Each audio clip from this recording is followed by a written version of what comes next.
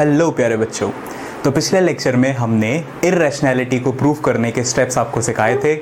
उसी सीक्वेंस में आगे बढ़ते हैं। एग्जांपल नंबर 9 से स्टार्ट करते हैं। Without wasting any time let's learn something.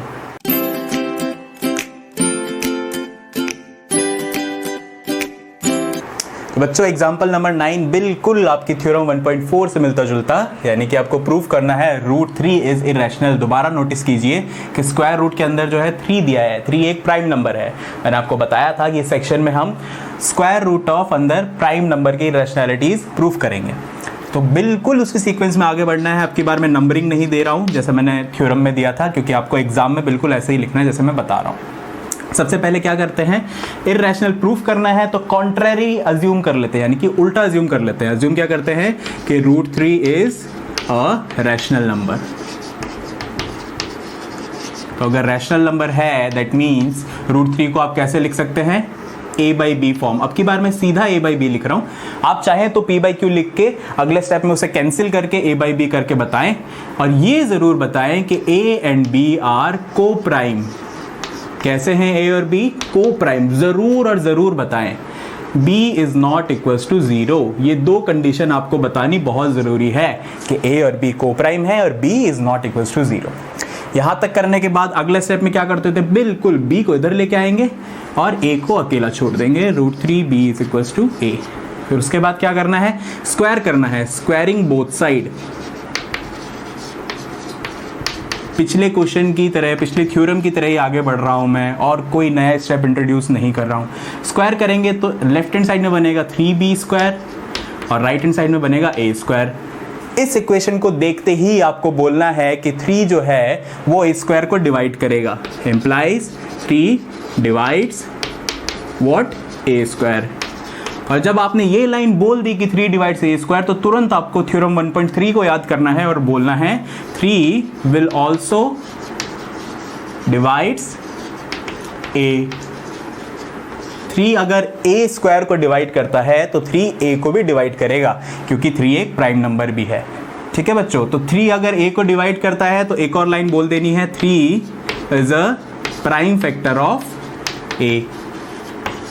3 जो है a का प्राइम फैक्टर है। अगर 3 a का प्राइम फैक्टर है तो मैं a को लिख सकता हूँ 3c टर्म्स में लिख सकता हूँ। a को 3c लिख के मैंने इक्वेशन नंबर 1 में a की वैल्यू डाल दी। पहले मुझे a की वैल्यू नहीं डालनी ना, a² बनाना है, तो दोनों साइड स्क्वायर कर लेता हूँ। तो it would be a² would be 9 times of c²। a² की वैल्यू मैंने उठा के उस इक्वेशन में डाल दी। तो वो इक्वेशन मेरी कैसे बन गई, अब 3b² would be 9 times of c²। a² की वैल्यू मैंने क्या डाल दी, 9c²। यहाँ से कैंसिल आउट हो गया। Implies b² would be 3c²। और ये लाइन दिखते ही फिर से आपको ऐसी चीज़ें रिपीट करनी है। उस टाइम आपने a² के लिए बोला था कि वो 3 को डिवाइड करता है, सॉरी 3 जो है वो a² को डिवाइड करता है। अब की बार 3 किसको डिवाइड करेगा, b² को। फिर से बोलेंगे 3 डिवाइड्स b²। और हमें थ्योरम 1.3 को याद करना है और बोलना है कि अगर 3 b² को डिवाइड करता है तो 3 विल ऑल्सो डिवाइड b। तो 3 b को भी डिवाइड करेगा। अगर 3 b को डिवाइड करता है और 3 जो है वो एक प्राइम नंबर भी है, that means 3 is a prime factor of b। 3 is a prime factor of b। और बस यहीं से दो चीजें उठानी है, एक तो 3 is a prime factor of b and 3 is a prime factor of a, और इन दोनों को कंबाइन करके बोल देना है कि 3 is a common prime factor. किस किस का, common prime factor of a and b। और इसीलिए बोल देना है दैट मीन्स अगर 3 जो है कॉमन प्राइम फैक्टर है दोनों का, that means a and b are not coprime. a और b को प्राइम नहीं हो सकते। इसका मतलब our assumption is wrong, that means our assumption is wrong. और हमारा अजम्पशन क्या था, आर अजम्पशन रॉन्ग लिख देना है। और फिर अजम्पशन हमारा क्या था, that means a and b is not rational. तो a और b अगर रैशनल नहीं है तो a और b क्या है, एक ही ऑप्शन बचता है। अगर कोई नंबर रैशनल नहीं है तो वो इर्रेशनल है। तो बच्चों इस टाइप के क्वेश्चन का फ्लो आपको समझ में आ गया। अगले क्वेश्चन की तरफ चलते हैं। तो बच्चों एग्जाम्पल नंबर 10 की तरफ चलते हैं। एग्जाम्पल नंबर 10 मैंने आपको बताया था कि 9th क्लास में आपने इस टाइप के कुछ क्वेश्चन किए हैं जिसमें आप किसी रैशनल नंबर के साथ प्लस या माइनस करके इरैशनल नंबर को प्रूफ करते थे, प्रूफ नहीं बल्कि बताते थे कि जो एंड रिजल्ट बनेगा वो एक इरैशनल नंबर बनेगा। लेकिन यहाँ पे 10th क्लास में हमें इस सेक्शन में इसे इरैशनल प्रूफ करके बताना है। कैसे करेंगे इसको प्रूफ? एक फ्लो है, उसी फ्लो के साथ आगे बढ़ेंगे, प्लस माइनस के जितने भी क्वेश्चन है वो सभी उसी पैटर्न में आगे भी हो जाएंगे। तो स्टार्ट वैसे ही करना है, जो गिवन क्वांटिटी है उसे आपको सबसे पहले जो प्रूफ करना है उसका उल्टा अज्यूम करना है। दैट मीन्स आपको अज्यूम करना है कि 5 minus root 3 is a rational number.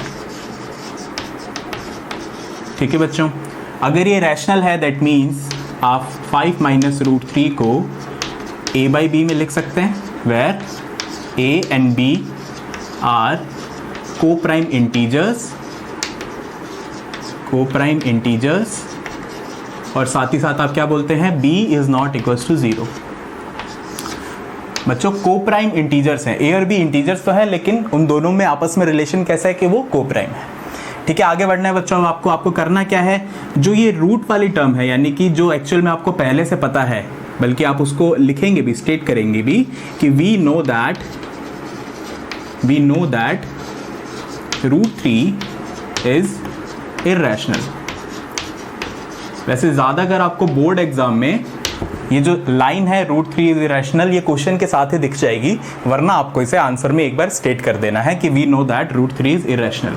तो अगले स्टेप आपको क्या करना है, रूट 3 को अकेला बनाना है किसी एक साइड में और बाकी की क्वांटिटीज को दूसरी साइड में। तो मैं क्या कर रहा हूँ, रूट 3 को राइट हैंड साइड में भेज रहा हूँ ताकि वो प्लस भी हो जाए और साथ में अकेला भी बन जाए। तो लेफ्ट हैंड साइड में मेरे पास बन जाएगा 5 माइनस a अपॉन b।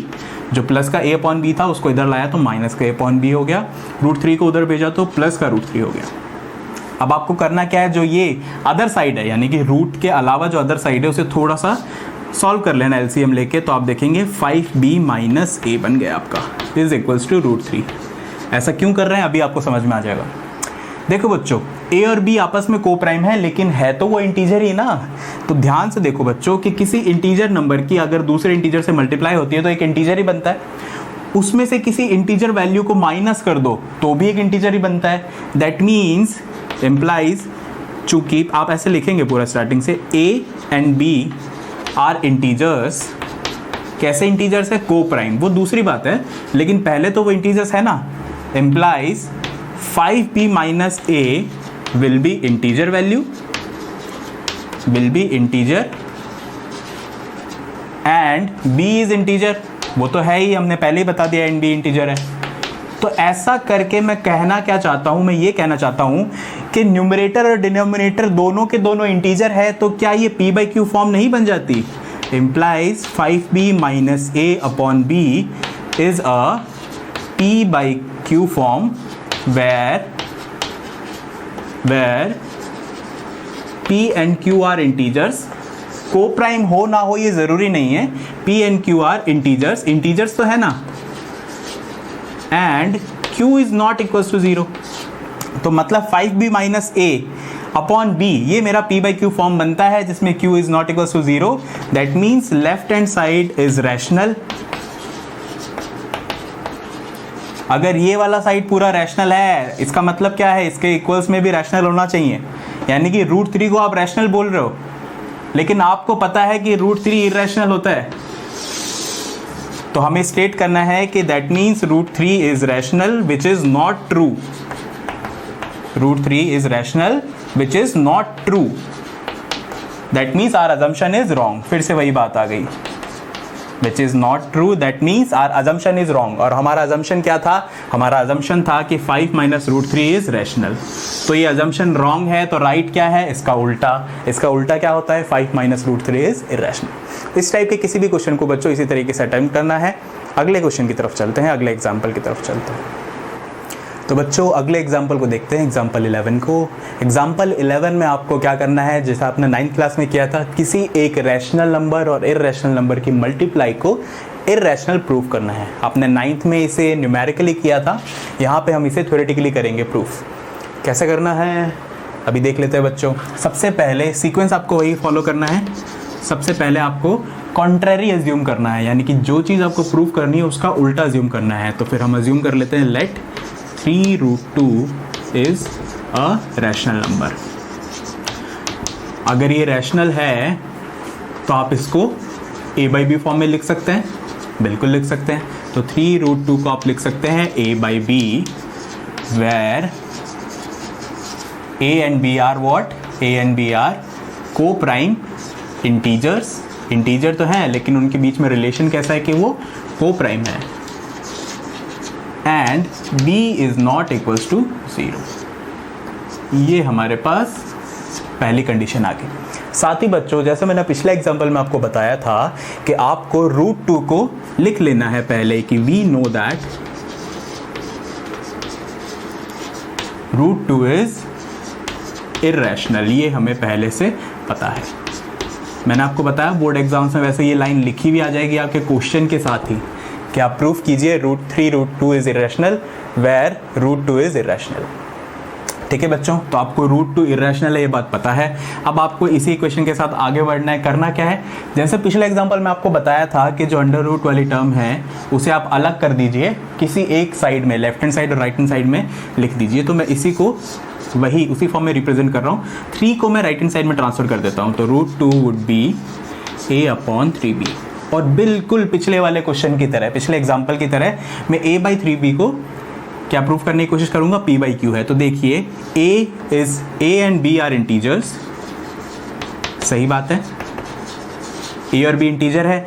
किसी इंटीजर की किसी दूसरे इंटीजर से मल्टीप्लाई होती है तो एक नया इंटीजर ही बनता है। That means 3b is also an integer, also an integer.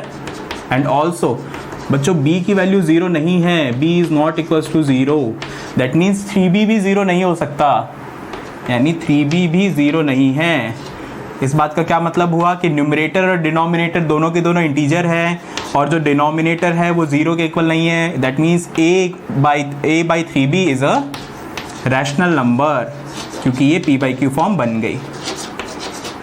अगर ये रैशनल नंबर है तो दैट मीन्स आपका राइट हैंड साइड रैशनल है। That means √2 is also rational, यानी कि इस हिसाब से हम आगे बढ़े तो हमने देखा कि √2 भी रैशनल हो गया, विच इज नॉट ट्रू। और अगर √2 रैशनल ट्रू नहीं है, इसका मतलब क्या हुआ, that means our assumption is wrong. हमारा जो अजम्पशन था इज रॉन्ग, जो कि हमने अज्यूम किया था वो क्या था, दैट मीन्स जो हमने स्टार्टिंग में अज्यूम किया था 3√2 इज नॉट रैशनल।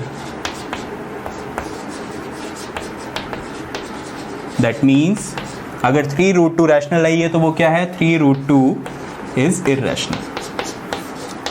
तो इस तरीके से पूरे क्वेश्चन को आपको अटेम्प्ट करना है। एक ही टाइप का फ्लो है, किसी भी टाइप का क्वेश्चन आ जाए जिसमें एक रैशनल और इरेशनल की मल्टीप्लाई हो रही है तो आपको इसी तरीके से प्रोसीड करना है।